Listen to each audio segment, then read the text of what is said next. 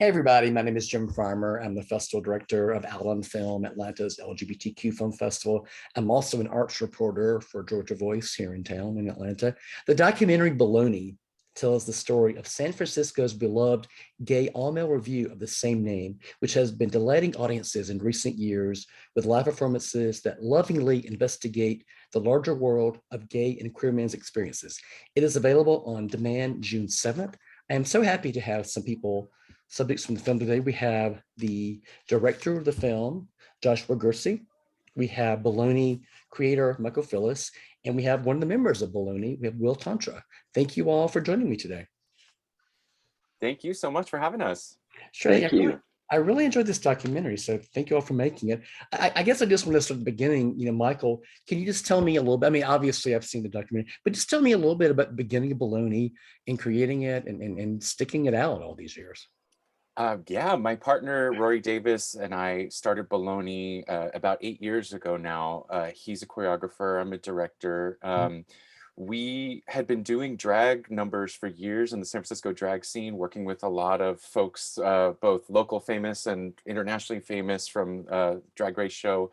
And when we got a chance to do our own show at our home venue of Oasis, we knew all of these amazingly talented, sexy backup dancer boys that had been working with us for years. And we sort of thought, what would happen if we took the queen out of the show and just moved all the backup boys forward? What kind of show would we make? So that was sort of the beginning of Baloney. Also that and us joining our loves of performance and porn together in an entertaining exploration of gay sexuality. And over the last 8 years, I'd say that it's grown and morphed into something that's gotten even deeper, that reaches beyond just our community. So it's a really exciting time to get to know what Baloney is and to have it reach an international audience through this film. There's this wonderful sequence near the beginning where you head off into corporate America, and it's just not the right fit for you, and I can certainly relate to that. But just talk to me about going into corporate America and then saying, no, this isn't me, and going back and doing this full time. Yeah, I mean, I've been living in San Francisco for about 18 years now. And as anyone who's familiar with the city knows, it's gone through a lot of changes, as it always does, but especially within this time, it's always been a tough time to be an artist. You really have to hustle, especially in this city. So I think a lot of us take little detours, take little, jobs that for survival. So I did take a corporate left turn several years back before Baloney. And it was just, it didn't take long for me to realize that my worst day as a full-time artist was still better than my best day as a full-time corporate wage slave. So it was just a matter of whatever the problems are in the arts world of doing the hustle, that's better. Do that, even if it's not sure, even if it doesn't have sustainability. So I used all those lessons from corporate America and got out of there. And it really made me think, well, now, if you're going to make it as an artist, you have to be able to really sell your art. You have to be able to hit on the thing that works for people. So as soon as we did the first Baloney, that was immediately apparent. We were way oversold, and it was just kind of funny at first, like, oh, of course we just have to take off our clothes and then everybody wants to buy a ticket. But that's sort of gave way to us really finding that empowerment through doing Baloney. And so not only was it successful, but it also gave us a way to just channel our art into this from now on, and there's no looking back. Gotcha. Joshua, how did you first learn about Baloney? Well, Michael and I have collaborated on many projects beforehand. And so, when I asked Michael, oh, I want to come see rehearsal, that's when I really learned what Baloney was about. And I really saw firsthand that it's more than, it's a strip show, but it also has Michael doesn't shy away from going deep with people and having an emotional aspect to the story. Mm-hmm. I think they call it a bait and switch, right? They come in to see the boys and the sex appeal, and then sometime around act 2, they kind of look in the shadows a little bit, and they sort of reflect a little bit more, and you walk away with a little bit more than you bargained for. Gotcha. What made you want to make a documentary on this? I thought that was something really special in Michael's leadership and directing style. because he really has a collaborative approach and really involves the cast. And I wanted to show how, the performers influence the performance. Mm-hmm. And in turn, the performance also shapes the performers. And I thought that connection was really, really interesting. Okay. So Will, how long have you been involved with Baloney, and what made you want to be a member? Well, I started the first year, which was 2015, and I came first as a fan. My Okay. best friend invited me to come to the show. The Oasis Theater, which is Baloney's amazing venue, had just opened a few months before, and I was excited to go. I was just recovering from a knee surgery and coming through kind of a rough time in my life, and the show was so uplifting and funny and sexy, and it just, for me, I just wanted to be up there. The show represents all ages, races, sizes, colors, shapes of the gay community. Everybody in the audience felt represented. And I just was like, oh my God, I want to do this. And so I went to another show a couple months later. I started taking some dance classes. I hit up Rory and Michael on social media and joined the club. Yeah, it was really incredible. Yeah, so I started as a fan. How could you not have Will Tantra in the show? When Will Tantra comes calling, you got to put him in the show. Yeah. Michael, that's not unusual for you either, for fans to come up to you and ask to be in the show. Yeah, that's true. I would say that, it's a special kind of concoction that makes a Baloney performer, right? You obviously have to have a willingness to bare your body, which Will Tantra luckily has no problem with. But you also have to walk that line of the acting, dance, comedy, singing. These are all aspects of Baloney Boy, but of course we play to everybody's strengths because we are in the business of showing that diversity of the community. So we try to show each performer in their best light possible. Baloney deals very much with sex positivity. I'm just kind of curious, can you talk a little bit about how you plan future shows? I mean, is it basically through input from audiences, or how do you go about planning each of your subsequent shows? Well, I'll say, just to speak to that briefly and to speak to Will joining the group, I'd say that there was a real turning point in the group when Will Tantra joined, because Will, you're such a great example of full self-ownership and full just like the sex positivity and the comfort in his own skin, even backstage, really unlocked something for a lot of us, that we realized that we could be as comfortable being in our own skin. And so that was a really great add. And then in terms of building the show, we usually start with the people that are involved with it, start with it with creating the cast, and then playing to everybody's strengths. Like I mentioned, we start to fill in the show from that. We have a real big repertoire now of like over 100 pieces that we've done over these past few years. So we can pull usually from a few old favorites, but we always do new content. Every single show is different. So if you come to our July show coming up, it'll be a very different show in September when we do it again. And we also started doing in our first year fantasy submission from the audience, which has got to be one of the most fun things about Baloney, is seeing what turns people on and what ideas they have to bring to life on the stage, which is so great. So we do one of those every show. And I got to say, some of the Baloney cast has contributed some of our most amazing and crowd pleasing numbers, including the very talented, creative Daddy Will Tantra, who's done a few pieces now in the show. And they always get amazing response from the crowd. He really gets what the Baloney audience is and what's gonna please them. So everything from a crazy lap dance, chair dance number, to a more dark and kind of seedy hustler number. It's really fun to let Baloney boys create stuff as well. Well, has there been a favorite show of yours or a favorite suggestion for the audience that you do for them? Oh, we all got to answer that one. That's tough. That's tough because there's so many great ones. You know, some of the ones that stick out, that just some of the weirder ones now, like the guy that was obsessed with Mr. Clean. We did a Mr. Clean number that was hot. You know, we haven't done that one in years, but that one just sticks out to me.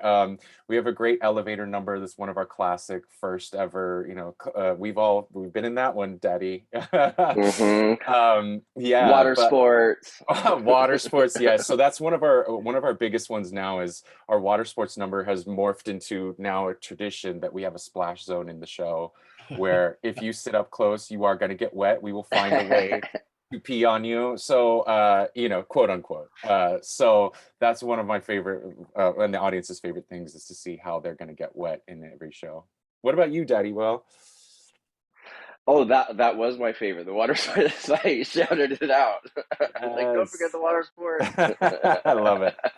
I love the glory hole number. That one really does it for me because it also combines both, you know, sort of the shock value, but by the end it does have like an emotional arc that's Mhm. kind of unexpected in that number. That's right. Yeah. And penis puppets also And penis unexpected. puppets, which Yes. you know, yeah, it hits all the notes at once. Is Yeah. beautiful. I was on the website earlier and I noticed that you ask your audience members not to record anything, to sort of keep it intimate in between them. So how did it feel, you know, Joshua, to be able to film these performances that normally are just meant for the people who are there?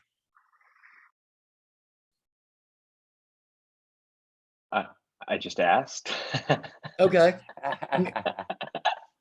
Well, one of the reasons that we did that at the very beginning of Baloney was because none of us were strippers. I mean, we still Yeah. aren't, not as our profession. You know, we come from all different walks of life, and we had a few people in the show that were corporate in our first Baloney and were afraid of what would happen if they, you know, their moonlighting evening activities came to light in their workplace. So we did it had a utility to it to begin with, that, you know, just we don't want this to get out of the room. You have to be in the room to see it. But Sure. after a while, it became a cultural tradition too, that kind of just harkening back to the days not that long ago when we just did go to a show and appreciate it just in the moment. Exactly. And we also, when dealing with people's bare bodies, I think that it's a good idea for us to be in control of how those are represented.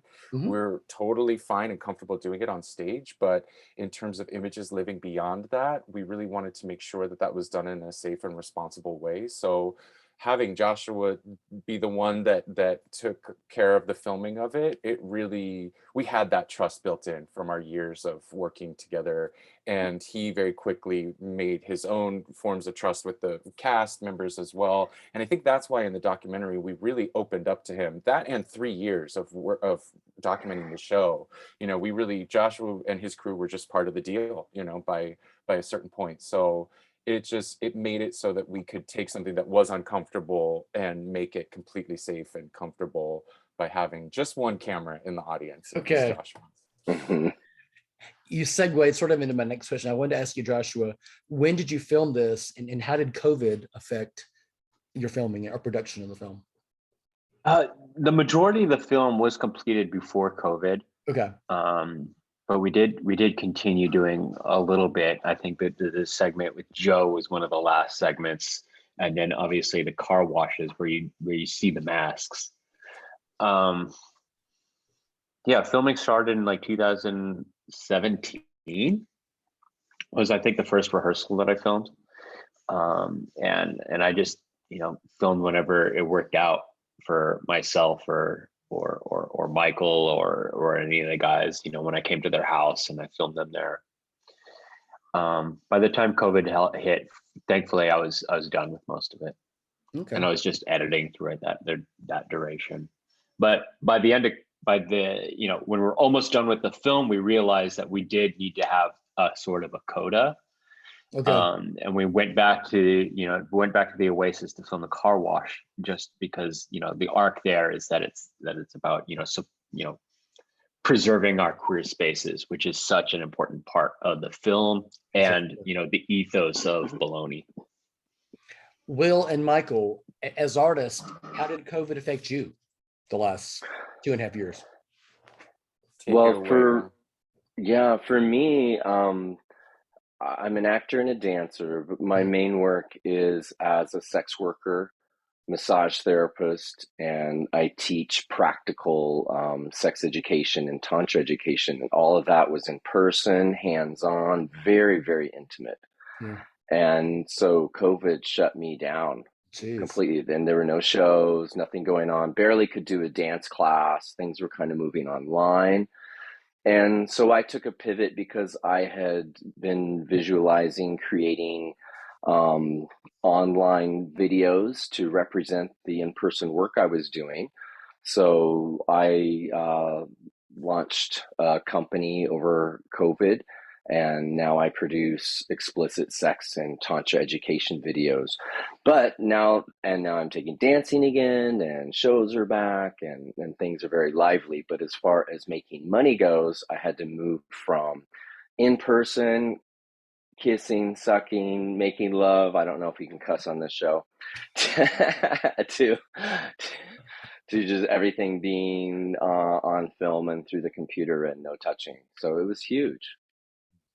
Big plug for his work, by the way. Look up Will Tantra's work. Your videos are so sexy and also educational. I love that you pivoted that way. Thank And you. I'd say that we had a sort of a similar pivot. Obviously, we could not do shows. And it was also just a really weird feeling that, like, not only could the show not go on, but it was almost like the show became part of the problem. The show became dangerous. Like we were suddenly vectors by having a show that was about intimacy, that was about, Mhm. reaching out and touching each other. So it was a real kind of mind mess, but then we started doing stuff online. We did an all digital Baloney show. That was Mhm. a fun way to continue to be out in the community and to start to gather our video skills, which now that we're doing shows again, we're using those videos in the show. So it was an interesting way of gaining skills. But the car wash was our big one, where we started going out and doing a show sort of wrapped around your car. That's what you'll see in the movie, is how we did the big gay car wash at Oasis. It was all fully masked, fully socially distanced. The audiences stayed in their car with the windows rolled up, and it was just balls and butts and boobs on your windshield for a good cause. And I can't tell you how many people were just in those cars beaming and cracking up. It just gave us all the joy that we needed, and it reminded us why live performance in these queer spaces are important. So we're actually doing another one for June here in the city. Oh, nice. That's another great segue to my next question. For all the talk about, how apps have made people not want to go out and easier to find, I think what this documentary does such a great job of is just showing the kinship of the people who are on stage, the kinship of people who are in the audience, and how valuable that is to have people together. Can all three of you just talk about why it's important to have a show like this, to bring people together and make them feel comfortable and just be around others? Sure, Yeah. I'll start. Yeah, back to when I first was introduced to the show. The show builds community from the second Michael hits the stage and starts talking. I Okay. mean, the show it has so much history and depth, and so many people have seen it and know about it at this point, that it is a San Francisco like foundation. And when people come to the show, they feel so welcomed and included. And there's a sense of community, not just with the club, but in the communication of the shows. And it just really brings people together. And the Oasis Theater is the core of the um, gay theater in San Francisco. So Mhm. there's just so much power and expression and passion and creativity coming from that space, and especially from what Michael and Rory create. Okay. Thank you. What about you, Joshua? How does that feel for you? Uh, you know, one of the most poignant parts of the film for me is, Michael, when you talk about growing up in Woodland and not having a gay community there, and you deliver it in a very charming and funny way, where you're like, oh, most evenings you'd find me at home looking at pornography at my family computer. And it's funny, but at the same, like, there, in your very special way, there's the funny element, and that sort of like sad, remorseful element that is like you didn't really have your community growing up. And, you know, while Baloney is a show for adults, you know, about adults, a big part of it also is about sort of, you know, self-exploration and the growing up process. And, you know, you know, right now education is sort of under fire, right? Not to get too political, but that's a huge thing. We need, you know, our LGBT youth need to have access to their community so that, you know, they can grow up with healthy role models. I think that's exactly it. Yeah, I feel like this movie's sort of dedicated to the young and upcoming queerdos, the queer weirdos who, you know, are maybe going to watch this in whatever community they're in and see this Oasis community, this Baloney community, and realize that maybe they're a little less alone in the world. And I got to say, we're living in an exciting time for gay representation in terms of major media. You know, it's better than it's ever been. But I still feel like with all of the mass media gay representation out there, our sexuality is still kind of scrubbed out of that representation. You know, it's okay to see gay people as long as we're not having too much sex or talking too much about what gay sex is. And Baloney will never be that. We will always be by, for, and about gay sex. We're just letting you not forget that that is a huge part of what our community is and means, and that is a huge part of how we connect. And while you can do that alone, you don't have to, and it's a lot more fun when you do it together with all of the people that come out to see the show, that you can watch these numbers with, that you can say, oh, and we always say, you know, you may not love every single thing that you see on our stage, but if you don't love it, maybe that freak sitting next to you does, and that freak could be somebody that you know quite well, so don't knock it till you try it. So, you know, I think that that's part of the community too, is realizing that this is a huge cornerstone that we have, and we're the ones that want to talk about it. Sure. I know that Baloney has been done in Los Angeles, but are there other cities that you performed successfully in? Yes, Provincetown. We did Nice. a couple years in Provincetown. Yeah. We had Will Tantra there with us. We had a great time. We love P-Town. Hoping to go back there soon. Palm Springs, we had one of our biggest shows ever in Palm Springs. Super fun. You'll see parts of that in the documentary. Yeah, and LA for Outfest. So we're looking to expand more touring. I'd love to take the show around to other cities, and especially those with a really strong gay community that maybe don't have anything like this. I'd love to bring a little bit of that San Francisco Baloney energy to some of the major cities and meet some of our gay brothers and sisters there. So hopefully coming to a city near you. Book us. Yeah. You come to Atlanta, you know. Yes, please. Exactly. So Joshua, what are you working on next? So my brother's deaf, and so I've always really wanted to do something around deaf culture, sort of to honor, you know, him, but also, you know, our time together and how that's sort of shaped me to be the person I am today. I've really latched on to the idea of deaf gain, which is the idea of reframing a disability in the context of cultural and language diversity. And so maybe that's a big shift thematically from Baloney, or maybe it isn't. We'll see where it goes. Okay. And Michael and Will, what are some of your future projects? Go for it, Will. Oh, so this summer I have upped my game with dance classes, and in fact, this is an old reference, but my mind was blown yesterday. I took a class from a real solid gold dancer. She's in her 60s. I almost lost my fucking mind. And I'm also taking dance classes from Mickey Rooney's son. So I'm really working hard dancing. Filming a lot this summer. I've got 30 shoots planned for new tutorials and educational videos. And then in September, I am spending the entire month in San Francisco focusing on Baloney. I cannot wait. And yeah, just get back with the family and act and dance and act like an idiot and just have a blast. Oh my gosh, that sounds so fun. You have to bring those solid gold moves with you when you come to September. I will, yeah. Teach us all the solid gold. Yeah, Baloney's having a set to have a really big year.